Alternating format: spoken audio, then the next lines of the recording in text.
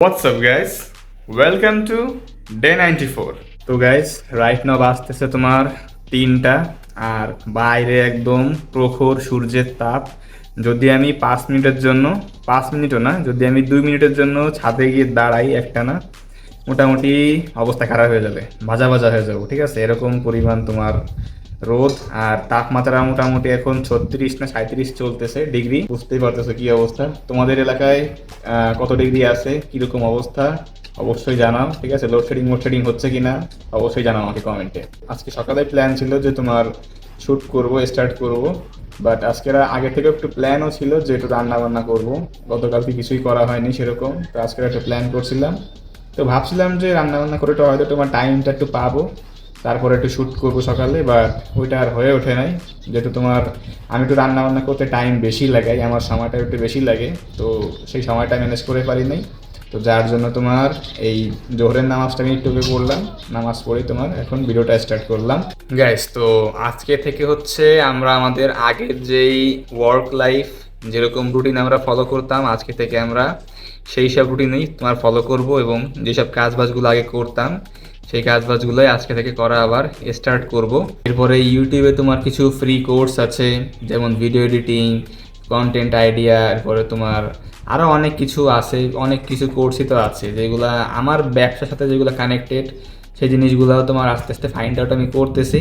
ঠিক আছে, তো সেই জিনিসগুলো খুঁজে খুঁজে আমার যেগুলো প্রয়োজন সেই জিনিসগুলো আমি খুঁজে খুঁজে কোর্সগুলো দেখার চেষ্টা করতেছি, কাজগুলো কেমনে করা উচিত।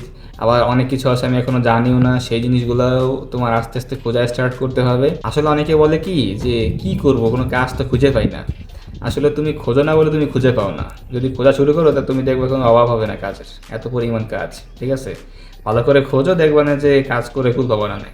ওকে গাইস, তো আজকে থেকে আবার শুরু হচ্ছে আমাদের প্রোডাক্টিভ ডে, ওয়ার্ক ডে, যা বলো। ওকে, তো এই মুহূর্তে হচ্ছে আমি একটু লাঞ্চ করব, তারপরে হচ্ছে আমার ডে 93 যে ভিডিওটা, মানে গতকালকের যে ভিডিওটা, সেটা এখনও পর্যন্ত এডিটিংয়ের আমি সময়টা ম্যানেজ করে নিতে পারি নাই। তো যার জন্য আমাকে লাঞ্চ করে ওই ভিডিওটা আগে এডিটিং করে ইউটিউবে আপলোড দিতে হবে, যেন তোমরা টাইম মতো দেখতে পারো।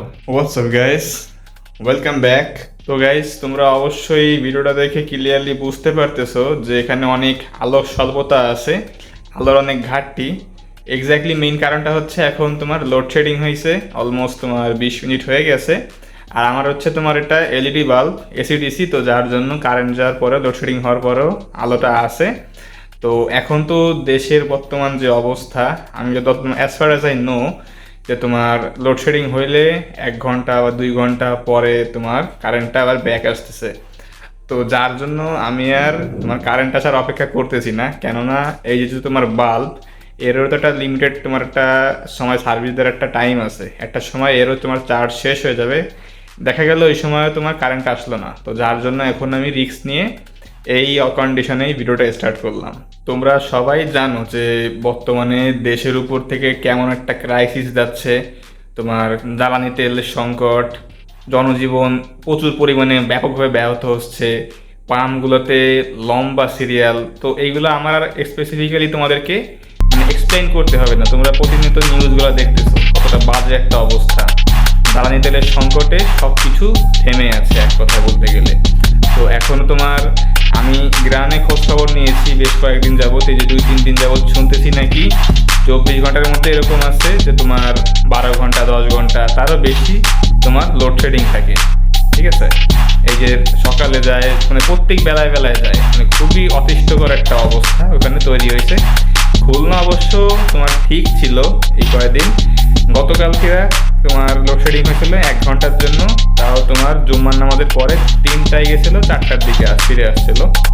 আর আজকেরা হচ্ছে এই যে গেল 10টা 50-এর দিকে, এখন তোমার বাজতেছে 11টা, 11:15 বাজতেছে। তো আমার মনে হয় আসলে এই লোডশেডিংয়ের মধ্যে দিয়ে আসলে আমাদেরও সেই জিনিসটা, সেই প্যারাটা শুরু হচ্ছে, মানে হবে হয়তো কারেন্ট যাওয়া আসার জিনিসটা। আল্লাহ না করুক, আমি চাই না যে এরকম ঝামেলা হোক, কে চায় বলো এরকম একটা হ্যাসেল নিতে, তাই না? এইরকম এমনি গরমের সময় তারপরে এরকম লোডশেডিং, এরকম ঝামেলা কেউই চায় না। তো ইনশাল্লাহ দ্রুত এই সমস্যা সমাধান হোক। ইভেন আমি তো ভেবে নিছি যে আমি তো খুলনায় ভালো আছি, গ্রামে গেলে আরও সমস্যা হবে, ওই লোডশেডিং ওই অবস্থায় আমার আসলে থাকাটা পসিবল না। তো আমি ডিসিশনটা নিয়ে নিয়েছিলাম যে গেলেও দেরি করে যাবো। আর মাঝে তো 2 দিন আগে বুঝলাম যে কাজ বাজ শেষ করে দ্রুত তোমার যাব। এখন মানে মাথায় ঘুরপাক খাচ্ছে যে এখন গেলেই ঝামেলা হবে। আমি খুলনায় ভালো আছি, গ্রামে যে খাওয়া ঝামেলা বা তোমার ব্যারামে পড়াটা সেই দরকারটা নাই। কেননা আর যদি তোমার খুলনায় যদি এরকম শুরু হয় যে এরকম লোডশেডিং এ যে কেবল শুরু হলো, এরকম যদি এখান থেকে যদি তোমার মানে শুভ উদ্বোধন শুরু হয়ে যায় যে এখন থেকে সবসময় অল টাইম কারেন্ট যাবে, লোডশেডিং হবে খুলনাতে, তাহলে হয়তো ডিসিশনটা একটু হয়ে চেঞ্জ হবে। বাট যদি তোমার খুলনার অবস্থা ভালো থাকে তাহলে হয়তো তোমার খুলনায় থাকতে পারি আমি আরো বেশিক্ষণ যাব। তারপর আবার সরকার এইটা যখন ডিক্লেয়ার করলো যে 6টার পরে, সন্ধ্যে 6টার পরে কোনো দোকানপাট তোমার ওপেন থাকতে পারবে না, সবকিছুই বন্ধ, যে তোমার খোলা রাখবে তার বিরুদ্ধে আইনত ব্যবস্থা নেওয়া হবে। তো এই জিনিসটা কিন্তু মানে খুবই একটা ধাক্কা স্বরূপ জিনিস ব্যবসায়ীদের জন্য, যে কোনো প্রতিষ্ঠানের ওনারদের জন্য, ঠিক আছে, অনেক বড় একটা মানে ঝামেলার জিনিস, ধাক্কা কারণ জিনিস। ব্যবসা মনে করো যে 6টার পর থেকে বলতে গেলে সব রকম প্রতিষ্ঠান কম বেশি রাত 10টা 11টা 12টা পর্যন্ত ওপেন থাকে। তো সেখানে 5-6 ঘন্টা তোমার কমিয়ে এনে তোমার ব্যবসা চালাইতে হবে, অনেক বড় একটা লসের ব্যাপার এখানে। তো আমি আসলে এইসব বিষয়ে কেন কথা বলছি, কারণ এটা হচ্ছে এখন বর্তমানে একদম একটা হট টপিক, ঠিক আছে। এটা আমি ক্লোদিং নিয়ে কাজ করি, ব্র্যান্ডিং নিয়ে কাজ করি, তার মানে এই না যে আমি কোনো বিষয়ে কথা বলতে পারবো না। অবশ্যই এটা এখন হট টপিক, এটা সবার একটা ইস্যু। আমি যেখানে কাজ করছি, আমার যে তোমার টি শার্ট বলো বলো, এখানে কিন্তু এখন মেকিং কস্ট অনেক হাই হয়ে গেছে। আগে যদি তোমার টি শার্ট বানাইতে লাগতো 100 টাকা, এখন সেখানে লাগতেছে 110-20 টাকা, আরও বেশি হয়তো। কারণ যে মেশিন দিয়ে তোমার টি শার্ট বানানো হয় তারও তো তোমার জ্বালানি খরচ আছে, তাই না, একটা বিদ্যুৎ খরচ আছে। তো ওভারঅল বলতে গেলে জ্বালানি হচ্ছে পুরো পৃথিবীর একটা প্রাণ, জ্বালানি তেল। তো এটা যখন তোমার সংকটে পড়বে, যখন তোমার একটা ক্রাইসিস তৈরি হবে, গ্লোবাল ক্রাইসিস, এটা তোমার বাংলাদেশের ক্রাইসিস না, পুরো গ্লোবাল ক্রাইসিস। তো সেটা পুরো বিশ্বকেই, পুরো পৃথিবীকেই এফেক্ট করবে বাজেভাবে। তো এখন আলটিমেটলি দেখা যাক, আল্লাহর কাছে তো আশা করা ছাড়া কোনো উপায় নেই। এখন যা হবে উনি যেন আমাদেরকে সেভ করে, ভালো রাখে। আর এখন থেকে একটা ব্যাপারে একটু খেয়াল রাখতে হবে যে যখনকার কাজ তখন যেন তোমার শেষ করা হয়, যেন পরের জন্য মানে অন্য সময় পুরো পরে করবো এরকমভাবে যেন রেখে না দেওয়া হয়। কেননা তোমার কখন লোডশেডিং হবে, কখন কারেন্ট থাকবে বা থাকবে না, এতে কোনো গ্যারান্টি নাই। তো যখন থাকবে যেন ওটার প্রপার ইউজ করা হয় সব রকম। কারণ আমার কিন্তু বেশিরভাগ কাজ সব অনলাইনে। ইভেন আমি এখনও বেশ কিছু কাজ এখনও করতে পারি নাই, বেশ কিছু অল্প কিছু করেছি, এবার বেশ কিছু এখনও বাকি আছে। তো সেইগুলো আমার তো অনলাইনেই সব কিছু। তো ওইগুলো আমি কখন কি সারবো, কারেন্ট কখন আবার আসবে, ঠিক আছে। তো এই জিনিসগুলো কিন্তু অনেক বেশি প্রেডিক্টেবল না, ঠিক আছে। তো যখন সময় পাবা অনেক ভালো মতো ইফোর্ট দিয়ে ওই টাইমটাতে করে রাখতে হবে। আমার তো কদিনে কোনো লোডশেডিং হয়নি, তেমন কোনো আমি ঝামেলা বা ক্রাইসিস ইস্যু মানে ফেস করি নাই। তো যার জন্য আমি ওটা খুব বেশি কেয়ার করি নাই। আমার আসলে একটু কেয়ার করতে হবে ব্যাপারটাকে নিয়ে, যে না এরকম সামনে আরও হইতে পারে, কেননা দেশে সব জায়গারই অবস্থা কম বেশি খারাপ, ঠিক আছে। তো সেই জিনিসটা একটু দেখতে হবে যেন যখনকার কাজটা তখন যেন করা হয়। আমি কিন্তু সেরকমভাবে করি, বাট একটু আমার ঢিলামতি করা হয়, একটু মানে আলসেমি করি যে না পরে করবানি, এটা কিন্তু আমার একটা সমস্যা আছে, আমি বলে রাখতেছি।